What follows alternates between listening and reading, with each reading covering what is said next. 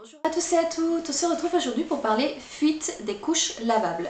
Donc beaucoup de parents sont réticents à l'utilisation des couches lavables puisqu'ils ont cette idée complètement fausse que les couches lavables fuient tout le temps et que c'est absolument pas gérable, que les couches jetables sont beaucoup plus fiables.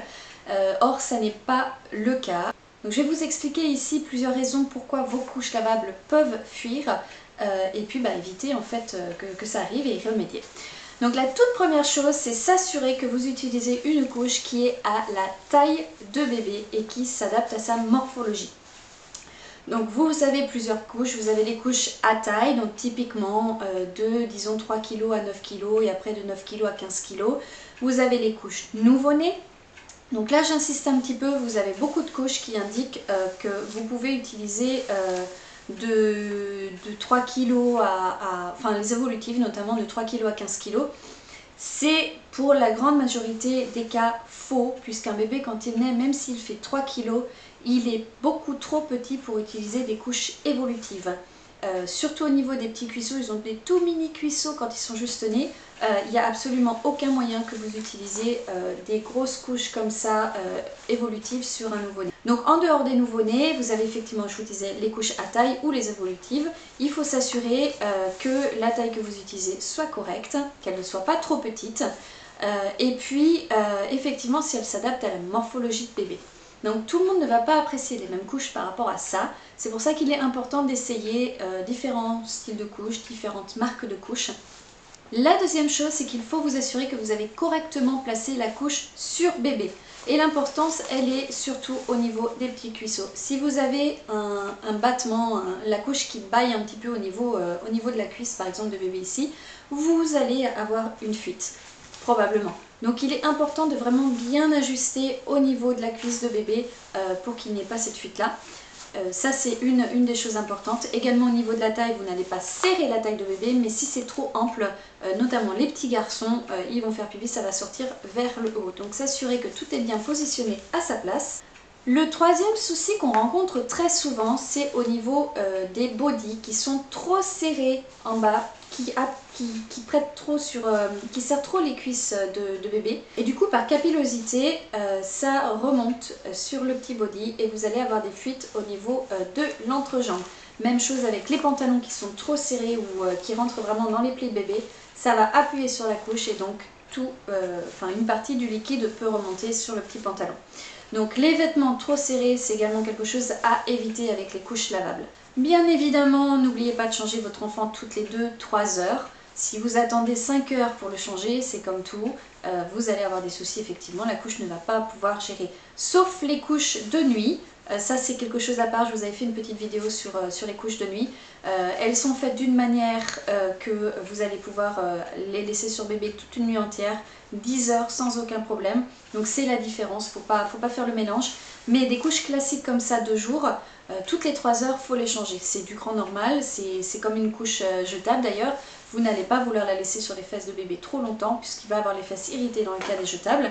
Dans le cas des lavables, ça risque de fuir puisqu'elle va arriver à sa saturation au niveau de l'absorption, donc elle ne peut plus gérer. L'autre petit détail à connaître, c'est que les inserts ne vont pas être positionnés de la même manière pour un garçon que pour une fille. Donc pour un petit garçon, vous allez mettre l'insert sur le devant et pour la petite fille au milieu. Donc vous avez ici une couche, un exemple.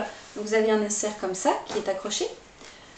Donc ceci étant l'arrière de la couche. Donc vous allez le plier un petit peu plus sur le devant pour un petit garçon et un petit peu plus sur le milieu pour une petite fille. Et si vous vous trompez et que vous pliez votre insert au milieu et que vous avez un petit garçon, attendez-vous effectivement à peut-être avoir des petites fuites. Ensuite, à partir de 4-6 mois, il est tout à fait commun, normal de devoir ajouter un petit booster ou un petit insert sur vos couches. Par exemple, sur celle-ci de Bambino Mio que j'aime beaucoup et que je recommande beaucoup, je trouve qu'elles sont très très fiables. Moi, je rajoute automatiquement maintenant avec un petit bébé de 6 mois un petit booster pour être sûr que l'absorption se fasse au mieux, pour qu'il n'y ait pas de fuite. Surtout si vous avez un bébé qui fait beaucoup pipi, ça va être nécessaire et ça c'est normal. Une autre raison probable, c'est que votre couche est encrassée. Alors que veut dire le mot encrassée? Ça veut dire qu'elle ne peut pas absorber normalement. Il y a plusieurs raisons à ça. La première peut être que vous avez utilisé un liminant ou une crème grasse sur les fesses de bébé qui ont été en contact avec la couche. Ces produits gras là vont combler en fait les petits pores de votre couche et faire qu'il va y avoir un film protecteur et l'urine ne peut pas traverser. Ça c'est un premier cas. Si vous êtes dans cette situation où vous voulez utiliser des éliminants ou des crèmes pour les fesses de bébé, vous devez utiliser un voile de protection. Alors moi j'aime beaucoup ceux-là qui sont en polaire. Vous allez donc pouvoir mettre ça sur les fesses de bébé et donc votre couche sera protégée. Mais par contre, n'oubliez surtout pas, quand vous allez passer tout ça à la machine, ne passez absolument pas le voile de protection dans la même machine que vos couches, sinon ça revient au même. Toutes les choses grasses de votre film polaire, votre voile polaire, va passer sur la couche. Donc ça sert absolument à rien. L'idée étant de ne pas les mélanger. Donc votre voile polaire, vous pouvez le laver avec vos vêtements blancs, vos vêtements classiques, il n'y a aucun problème tant que ça n'est pas lavé en même temps que la couche. Ensuite, la deuxième option, c'est que peut-être vous avez utilisé trop de lessive. Donc contrairement à ce qu'on pourrait penser, trop de lessive n'est pas mieux. Ça ne va pas mieux laver, au contraire, pour les couches lavables, ça va les encrasser. Donc faites attention à trouver la bonne balance, le montant correct pour laver vos couches. L'utilisation d'une lessive qui n'est pas adaptée, une lessive qui est trop grasse, qui a du savon de Marseille, qui a l'utilisation d'un adoucissant, l'utilisation d'eau de Javel, toutes ces choses-là ne sont pas bonnes pour vos couches lavables, ça va les endommager et ça va surtout les encrasser. Donc vous avez beaucoup de listes de lessives que vous allez pouvoir utiliser avec vos couches lavables qui sont tout à fait adaptées, sans les encrasser, sans les embêter, ça ne va pas être des produits détergents qui vont être trop durs, qui vont abîmer vos couches. Donc n'hésitez pas à acheter un œil, c'est pas des lessives qui coûtent cher, il y en a beaucoup, Lidl, si vous avez Lidl chez vous, la lessive de Lidl elle fonctionne très bien pour vous dire, il ne faut vraiment pas un produit qui coûte très cher. Autre chose que beaucoup ne savent peut-être pas, c'est que quand vous achetez des couches qui sont neuves, il va falloir les laver au moins 3 fois pour commencer à les utiliser.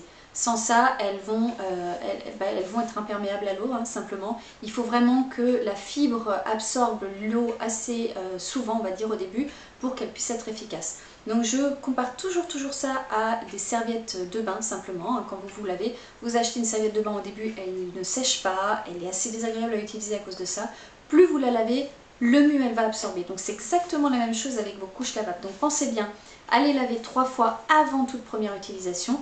Et c'est qu'au bout du 10e lavage réel qu'elles vont avoir leur capacité maximale d'absorption.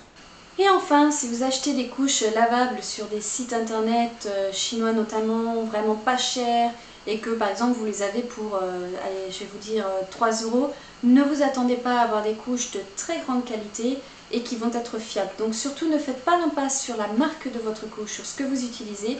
Si vous utilisez une marque reconnue notamment des parents qui utilisent des couches lavables, vous êtes sûr d'être entre de bonnes mains.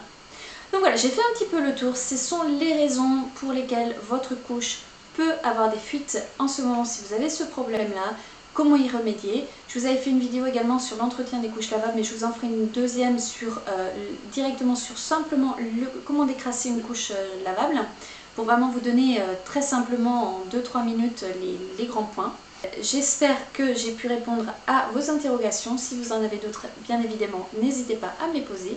Et si vous avez apprécié cette vidéo, n'hésitez pas à mettre un petit pouce bleu vers le haut. Ciao ciao!